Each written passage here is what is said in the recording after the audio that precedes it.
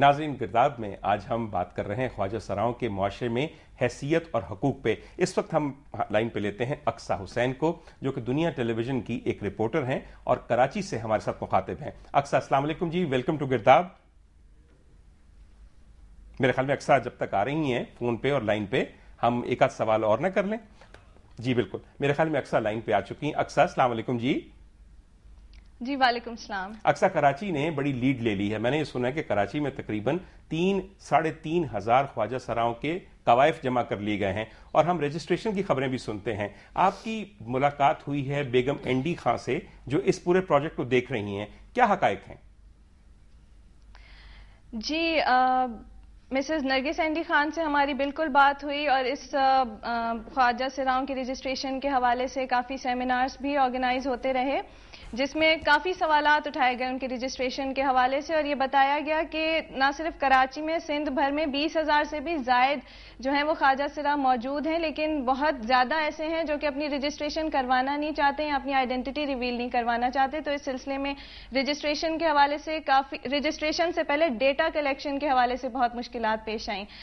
تو میں آپ کو بتاتی چلوں کہ ہاں 3,000 پلس جو رجسٹریشن ہو چکی ہیں ان کی خبر تو بالکل آ چکی ہے، لیکن اس حوالے سے ابھی جب ہم نے ان کی جو خواجہ سراؤں کی این جی اوز ہیں ان سے بھی جو بات چیت کی تو پتا چلا کہ ابھی ان کا جو ٹارگٹ ہے وہ 16,000 پلس ہے، لیکن انہیں مشکلات پیش آ رہی ہیں رجسٹریشن کے حوالے سے، اس لیے کہ بہت سارے خواجہ سرا ایسے ہیں جو کہ ابھی تک اپنی آئیڈینٹی ریویل نہیں کرنا چاہ رہے ہیں اور مطلب نہیں بتانا چاہ رہے ہیں. بالکل صحیح. ہمیں سمجھ آ گئی کہ ہم اب اس وقت قوائف تو جمع کریے جا رہے ہیں، مگر صحیح تعداد سامنے نہیں آ رہی.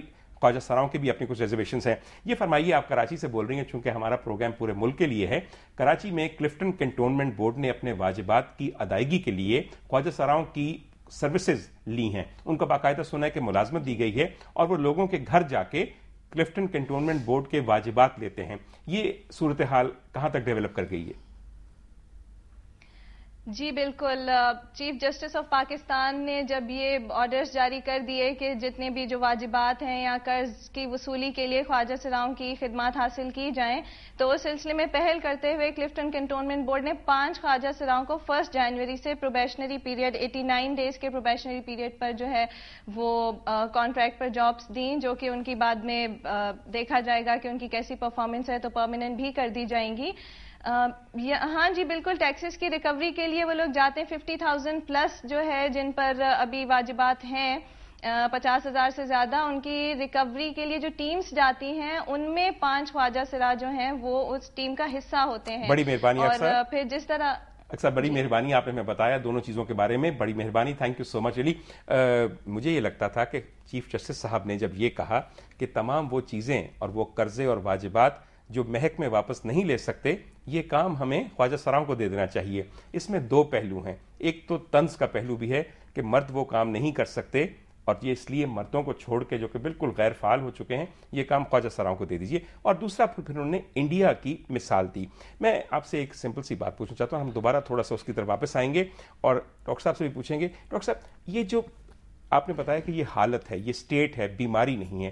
اگر بیماری نہیں ہے اور سٹیٹ ہے، کیا اس کا علاج ممکن ہے؟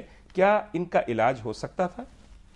دیکھیں، اس میں پھر وہی بات آ جاتی ہے کہ آپ کا کس ٹائم پہ انہوں نے ورڈکٹ دے دیا ہے. ڈیفینیٹلی نہیں، لیکن کچھ ایسی اسٹیٹ ہیں جن میں آپ اگر جسے آپ کہتے ہو کہ سوشل پریشر میں، فیملی پریشر میں اگر آپ گرو کر رہے ہو، اگر آپ 4 لڑکوں کے اکلوتے بھائی ہو اور اگر آپ کو ایک اس طرح کی کیپیبلٹی ہے، ان میں اگر آپ ارلی انٹرونشن کر لیں تو آپ اس کو بریک تھرو کر سکتے ہیں. لیکن you can put them in a stream line.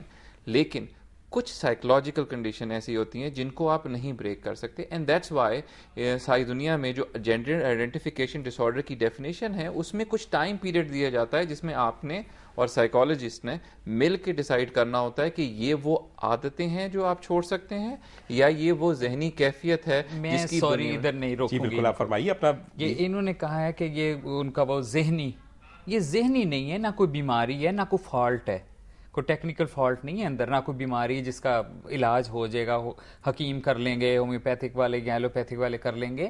نہ یہ ذہنی وہ ہے، ان کی اختراع ہے. یہ ان کی اندر فطرت ہے، ان کی وہ اندر ہے، روح ہے ان کی.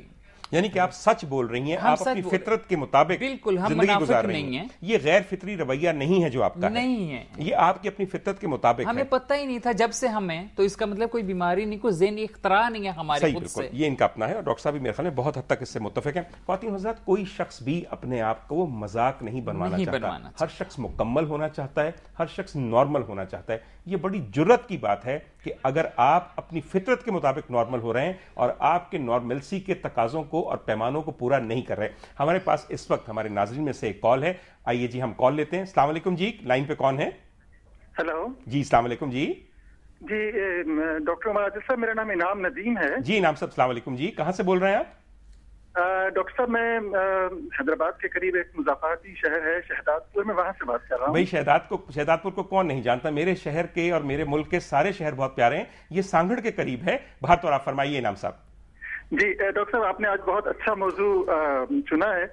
मैं यहाँ पर एक सवाल ये करना चाहता था कि यहाँ पर ये आमतौर पर गलत फहमी देखी गई है कि जो हजरात इस वज़ा के होते हैं, जी जी, जिन्हें हम ख्वाजा सरा कहते हैं, आमतौर पर ये कहा जाता है कि ये खवातीन को फॉलो करते हैं या उनकी तरह बात करने की कोशिश करते हैं। सही। मैं समझता हूँ कि ये रवैया, ये बात बिल्कुल गलत है।